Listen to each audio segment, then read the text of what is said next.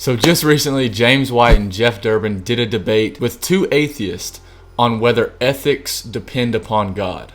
And literally within the first 3 minutes of cross-examination, Jeff Durbin had the atheist side saying that child rapists, murderers, Hitler, Stalin, people like that those people are not wrong. That the things that those people do and did is not wrong. And that killing your neighbor and eating them, if done in the right context, is not wrong. Literally when he said child rapists and murderers are not absolutely wrong, I laughed out loud, bro. So it's about a 4-minute clip. You guys have to watch this clip. It's a great showing on how the atheistic worldview crumbles when it comes into contact with biblical Christianity. If I could ask you this question to respond to the quote that I had in my opening statement from Dr. Will Provine, the professor of biological sciences at Cornell. He says that because of his views on modern evolutionary biology, it tells us loud and clear, and these are Darwin's views, that there are no gods, no purposeful forces of any kind, no life after death.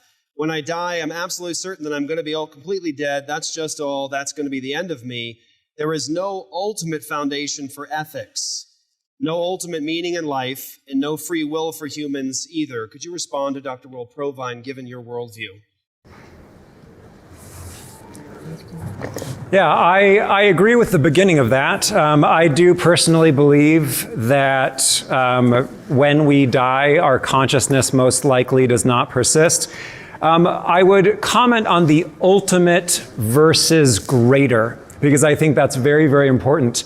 It is true that questions of meaning are not objective or absolute, and that is an amazing, wonderful thing.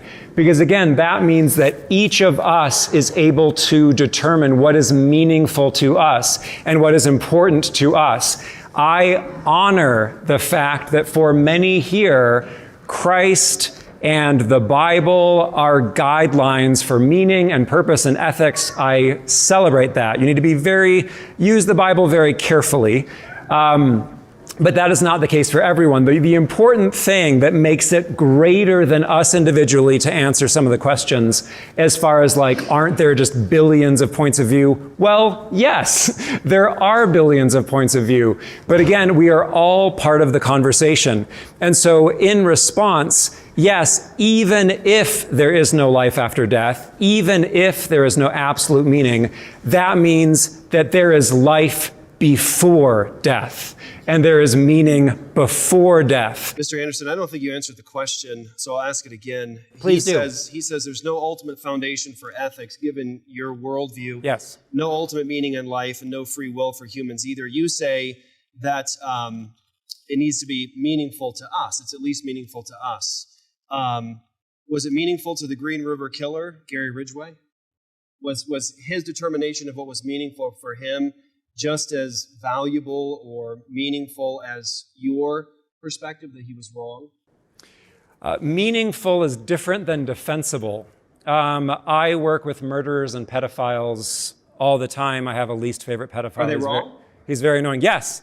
They're absolutely wrong. They are absolutely wrong. Or they are technically intersubjectively wrong. So they're not absolutely wrong? No, because it's all a conversation. So the debate's over, friends. They are intersubjectively wrong. So you admit, Mr. Anderson, that they are not absolutely wrong. The Green River Killer is not absolutely wrong. Ted Bundy is not absolutely wrong. Child rapists are not absolutely wrong.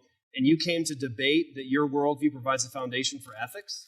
Yes, the humanist perspective does provide a foundation for ethics because, again, rape is wrong, murder is wrong, according to the cultural conversation that we are all of which a part. So if a society draws a circle around themselves and says that you can kill and cannibalize other human beings, as long as they're a large enough society that draws a circle around themselves and they determine that it's right to eat other humans? Some cultures have believed that, yes, Is that and okay? they are part of the conversation. Is that ethical? Depends on the context. So killing and cannibalizing other human beings could be ethical in your system. The atheist worldview literally crumbles to the ground when it comes into contact with the light and truth of Jesus Christ. And this clip just demonstrated that with flying colors. Share this with one of your atheist friends so they can see the ridiculous nature of their sinful worldview.